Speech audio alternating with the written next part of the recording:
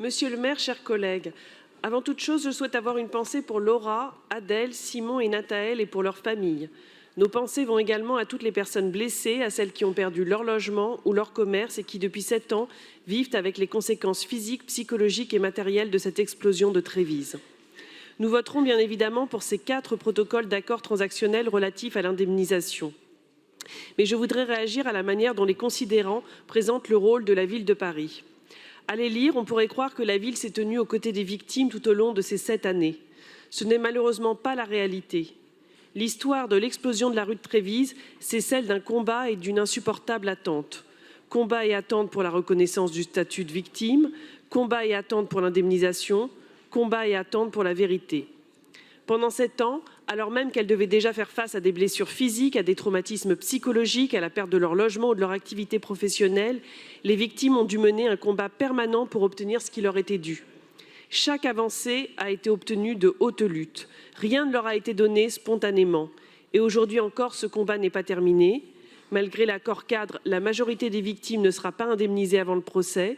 Les négociations sont toujours extrêmement difficiles avec les assureurs. Certains dossiers stagnent depuis des années sans aucune indemnisation et les victimes concernées se retrouvent en situation de grande précarité. Et à l'absence d'indemnisation s'ajoute le poids financier lié à la procédure judiciaire. Or, vous le savez, cette procédure judiciaire a encore été allongée avec le report à l'automne du procès où la ville de Paris comparaîtra pour homicide et blessures involontaires. Il est important de rappeler que ce report a été obtenu à la demande des avocats de la ville de Paris pour ne pas interférer dans la campagne électorale. Pourtant, il aurait été utile que les Parisiens puissent être éclairés sur la responsabilité de la ville dans le cadre des dernières élections. Finalement, 2 élections auront passé entre le drame de Trévise et le procès qui permettra de faire la lumière sur la responsabilité de la ville de Paris. Un temps interminable pour ceux qui ont vécu ce drame dans leur chair. Alors oui, nous voterons cette délibération, mais il était important de rappeler ces éléments, car nous ne pouvons pas laisser réécrire l'histoire.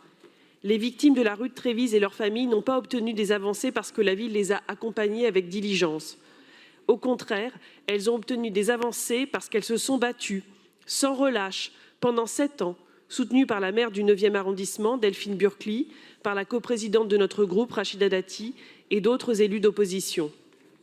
Aujourd'hui, je veux dire à Linda, à Luis Miguel et ses 3 enfants, Elsa, Lucas et Hugo, à Océane et son fils Kélian, à Anaïs, à Inès, à Angela, à Amor, à Amroche et à l'ensemble des proches des victimes que nous restons mobilisés à leur côté.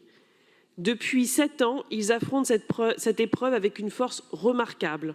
Nous continuerons à les soutenir dans leur combat pour la vérité, la justice et l'établissement de toutes les responsabilités. Je vous remercie.